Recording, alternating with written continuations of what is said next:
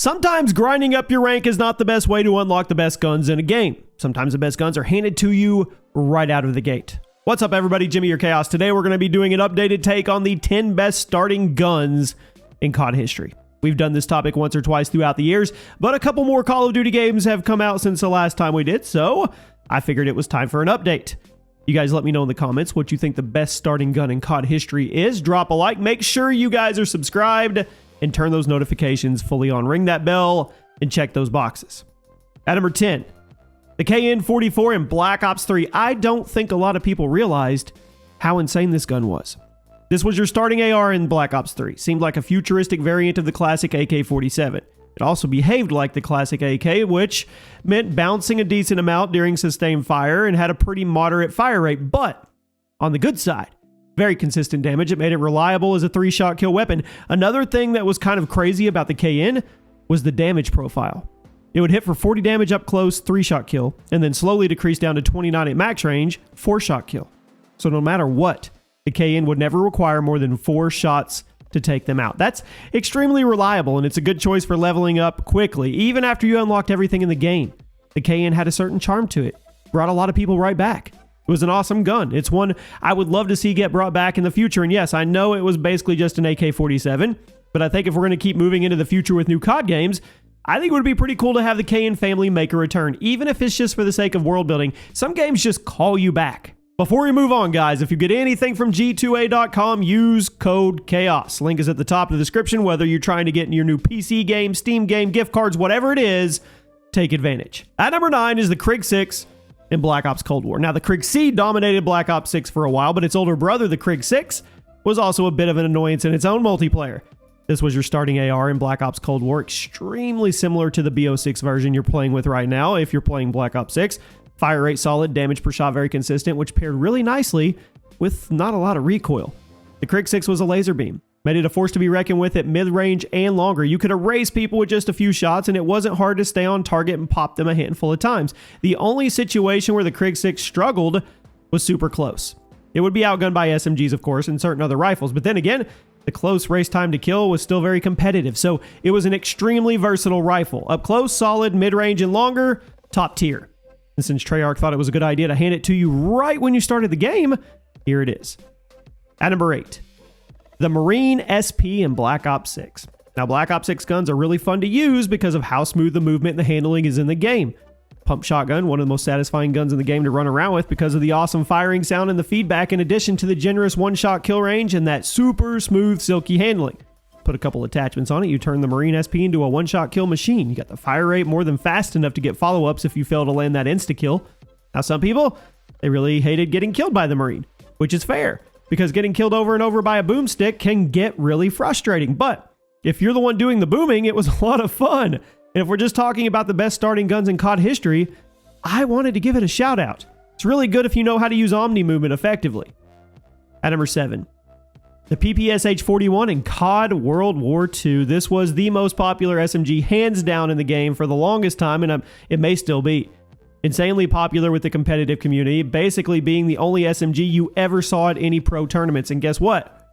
You could unlock it immediately upon starting the game. Now, COD World War II actually gave you a couple choices of starting weapons when you first booted up the game, at which point you would have to spend one of your default unlocked tokens on one of them. But if you wanted to start the game with the best close range in the game, all you had to do was use that token on the PPSH and you were off to the races. Now, compared to others in COD history, the COD World War II version fires significantly slower, but it's also got much better range and more predictable recoil, which is the main reason why people gravitated to it. Up close, very quick time to kill, one of the fastest in the game. But it also remained very competitive at mid and longer range if you could stay on your target. With a drum magazine and decent recoil control, this thing was kind of bananas, and a lot of COD World War II players were using it long after they unlocked all of the other SMGs in the game.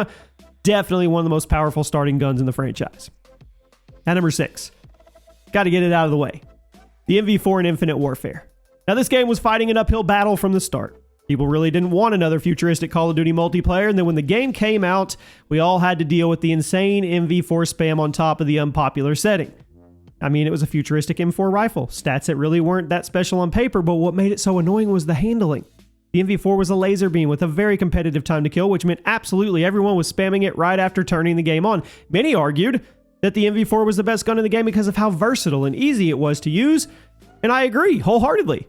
In a game with jetpacks and wall running, why not just play it safe and sit in a corner with an MV4? I'm kidding. And if you manage to get good with the movement, maybe come out of the corner and keep using the MV4. It had one of the most competitive kill times in the game. Every scenario, didn't matter. Way too easy to use, and since it was given to you at level 1, might as well have been level 0, it quickly became the most hated gun in the game because it just filled up the entire kill feed in every match. Now we arrive at the top 5. The Remington 870 and Black Ops 2. I have said several times on this channel this was one of the best shotguns in COD history, and Treyarch decided to give it to you as a Christmas gift when you turn the game on. On the surface, standard, looks standard, pump action shotgun, but the stats is where it got insane. The one-shot kill range was pretty nutty by default, and even if you got a hit marker, the fire rate was so quick you would almost always get your follow-up shot out before the target was able to react and turn around and counter you. Remington also had some really good reload speed, so you never got caught in the animation between fights, and the firing sound, one of the most satisfying in the entire game. Now, as far as pump action shotguns go in Call of Duty, the Remington is one of the best in the franchise. Had to give it the number 5 spot. You could dominate entire lobbies with a level 1 gun, all the way up to level 55. It didn't matter. At number 4, the BAL 27 in Advanced Warfare. Call of Duty. I mean, what else can we say about the gun? Not only the best gun in the game, also had some of the best supply drop variants. Just added insult to injury. You already know. I'm not telling you anything new. We've talked about this gun so many times on the channel. Fire rate, damage, handling, everything you would want from a gun. And guess what? It was given to you out of the gate. Default class unlock. I mean, come on. It was already kitted. You didn't even have to grind for attachments with this version of it. It's the most annoying gun in this entire franchise, and we're going to move on. At number 3, the XM4 in Black Ops 6. Insane. Insane in Black Ops Cold War, but that version wasn't a starting weapon. Treyarch decided to bring it back in Black Ops 6, and let's just make it a default unlock, and let's buff it. Yeah, that'll be fun, to the point that it was arguably the best gun in the game on launch day, and it's still a top-tier rifle. Very quick fire rate, no recoil, generous range drop-off, a slew of attachments so you can buff all the important stats, fine-tune it to any playstyle. The versatility of this gun is some of the best in the entire game, and the time to kill is extremely competitive. I know, some guns technically kill faster or are more fine-tuned for certain roles, but the Black Ops 6 version of the XM4, it's insane.